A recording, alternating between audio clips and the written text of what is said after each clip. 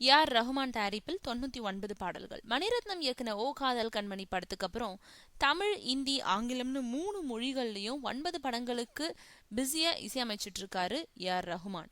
இது எல்லாமே mega budget படங்கள்ன்றதுனால இந்திய படங்களுக்கும் அவர் லண்டன்ல உள்ள ரெக்கார்டிங் தியேட்டர்கள்ல தான் இசைப்பதிவு செஞ்சுக்கிட்டு இருக்காரு. மேலும் பாடல்களை இங்கிருக்கும் பாடகர் பாடகிகள் பாடி அங்கு அனுப்ப அங்கிருக்கும் தொழில்நுட்பத்துல மிக்சிங் வேலைகளை செஞ்சுக்கிட்டு இருக்காரு ரஹ்மான். இந்த நிலையில ஏற்கனவே தான் எழுதி வச்சிருக்கோம் 2 கதைகளை தயாரிக்க போறதா சொல்லிட்டு வந்த ரஹ்மான் இப்போ தமிழ், ஹிந்தியில ஒரு படத்தை தயாரிக்கிறாரு. அந்த படத்தோட தமிழ் பதிப்புக்கு 99 பாடல்கள்னு டைட்டில் வைக்கப்பட்டிருக்கு.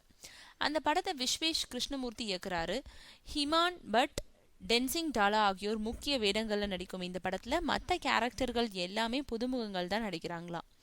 இந்த படத்துக்கு இசையமைச்சு தயாரிக்கிறாரு ஏ.ஆர். ரஹ்மான்.